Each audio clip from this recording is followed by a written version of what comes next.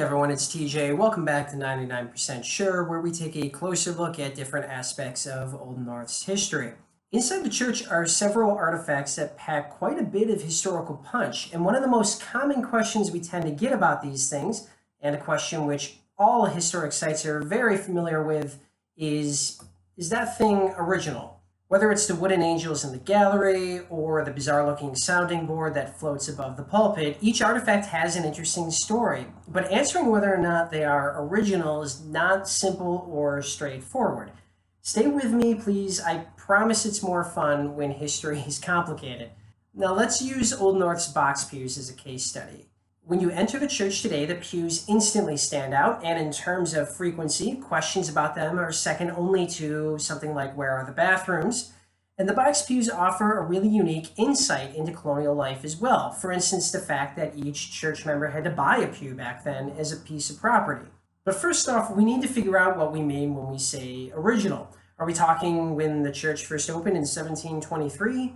In that case, no, the pews are not original because the church started with temporary seating before adding the more permanent box pews 2 years later. My feeling, though, is most people aren't that dogmatic about it. They're really asking, is that thing old? And that makes the question a little easier to answer. Yes, the wood of the box pews is old, most of it at least, but there are still a lot of asterisks to even that. So much relies on when you would cut off something as old. For instance, in the 1800s, the box pews were replaced with slip pews, only to be replaced again with the old box pews in 1912. Fortunately, they found most of the original wood in the basement of the church. But those middle-era slip pews would themselves be a valuable part of history if we had them. They're evidence of how styles and preferences change, and they are still old. They're certainly original to their time period. And what's more, even with the 1912 restoration, when they aimed to recapture that colonial look, what was impossible to replicate was the variety of customization that went into each pew back then.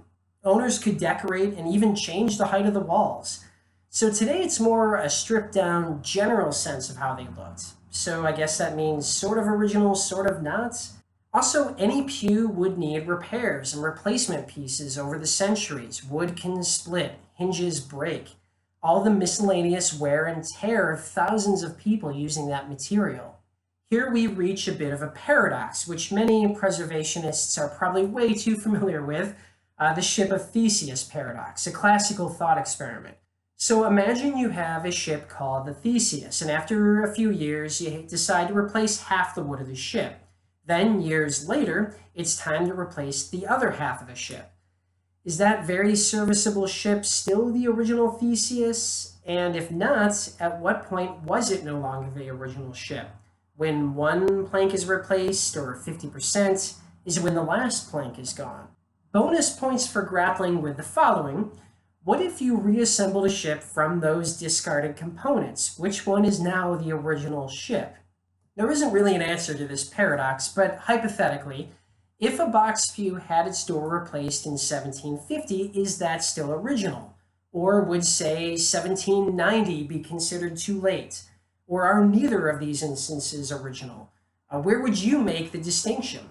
That's not really rhetorical. Let us know in the comments, because when I reach this point in my reasoning, my response to visitors is usually, you tell me. But all hypotheticals aside, why do we care so much? Why do we find this question so interesting? The answer to that is more important than simply whether or not something has all of the exact same atoms or however we think of the question. These things, 100% original or not, offer launching points for learning about the past. They're tangible connections to history. It provides some authenticity in the minds of visitors. There's surviving physical evidence of the history us guides are talking about. A thing is mildly interesting if it's old, but I would say it's more interesting because it connects us to and helps us identify with people from the past who we'll never meet or know, though that's provided you combine the thing with good interpretation. Preserving this stuff, even the historical changes that were made, makes that connection easier. It helps make the church seem more alive. These were real people with their own preferences, with changing styles. This wasn't a static place from day one. Even something like a pew, in its own small way, helps us understand and even find a bit of common ground with the day-to-day life in colonial Boston. So a thank you to all the people out there who had the foresight to preserve these artifacts into the future. And when we, as guides, get the "is that original?" question, we should try our best to harness that curiosity and utilize it to identify with the past, with more than just a yes or no approach. We can use that tangible connection to create meaning for our visitors, even if you're only 99% sure it's original. So thanks for joining us, and we'll be back again soon with more of 99% Sure.